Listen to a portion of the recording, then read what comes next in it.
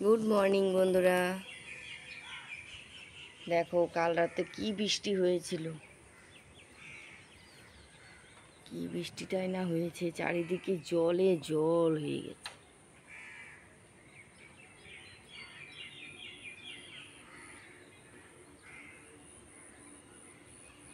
দেখেছো?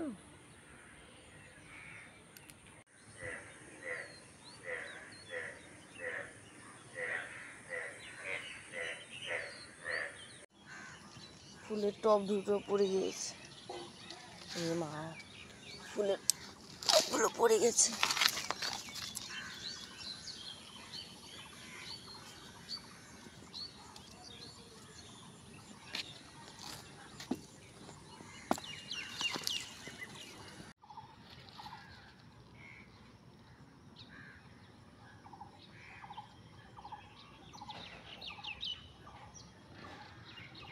এত পরিমাণে বৃষ্টি হয়েছে, গাছগুলো একদম তরতাজা হয়ে গেছে।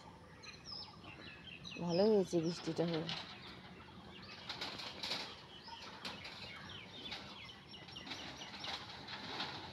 শুভ বৃহস্পতিবার বন্ধুরা, আমার ঠাকুর দর্শন করে নাও। পুজো দেওয়া হয়ে গেছে বৃহস্পতিবারের।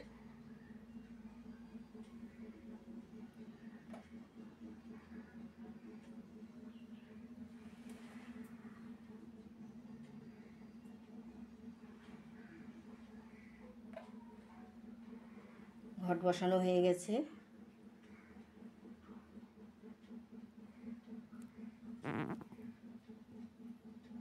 এখন আমি খাবো সাবু মাখা, ঠাকুরের প্রসাদ।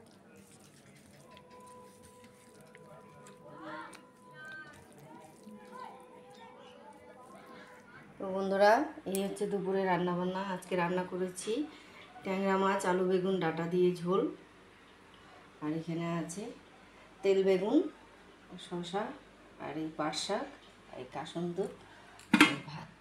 এই হচ্ছে দুপুরে রান্নাবান্না।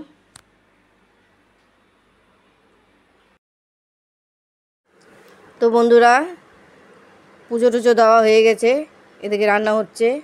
এরই মধ্যে আমগুলো কেটে নিচ্ছি। কতগুলো আম এনেছিল বাজার থেকে, তো ভাবলাম যে কিছুটা আম দিয়ে চাটনি করি, আর কিছুটা আম কেটে হলুদ লবণ মাখিয়ে শুকোতে দিয়ে দিই, একটু আচার করব।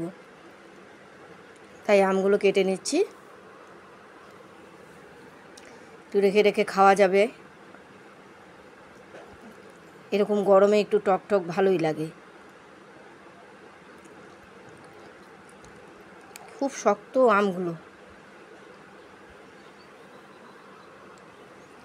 তাই কেটে নিলাম। আগে ধুয়ে নিয়েছিলাম। এই যে এইটুকু দিয়ে টক করব। এই আমগুলো এখন হলুদ লবণ মাখিয়ে রোদে দেব। এই ছাদে নিয়ে যাব এখন।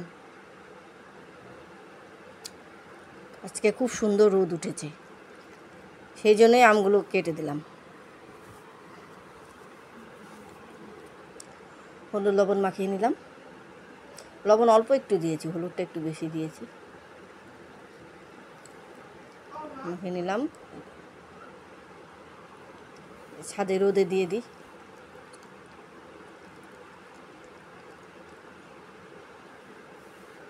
ভালো করে শুকিয়ে গেলে দুই তিন রোদ লাগাতে হবে।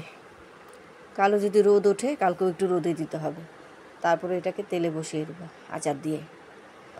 এদিকে দেখো গাছে একটা ফুল ফুটেছে, কি সুন্দর ফুলটা ফুটেছে। ছেলেকে দিয়েছিলাম, বললাম মুড়িগুলো ভর কোটায়, দেখো কি অবস্থা করেছে। চিরা মুড়ি ফেলে মুড়ি ঢাললাম, চিরা ঢালা হলো। মুড়িটা ওকে ঢালতেই বলেছিলাম, আমি আমগুলো কাটছিলাম, কতগুলো মুড়ি ফেলে দিয়েছি। আর এই যেখানে আছে গুড়, সুজি, ছাতু। আর এই আমগুলো দিয়ে মিষ্টি চাটনি করব। শুভ সন্ধ্যা বন্ধুরা, এই যে আমার সন্ধ্যাবাতি দেওয়া হয়ে গেছে। এখনই সন্ধ্যাবাতি দিলাম। দেওয়ার পরে গোপাল সেবা দিলাম, লক্ষ্মীনারায়ণকে সেবা দিলাম। তো চা বসিয়ে দিয়েছি।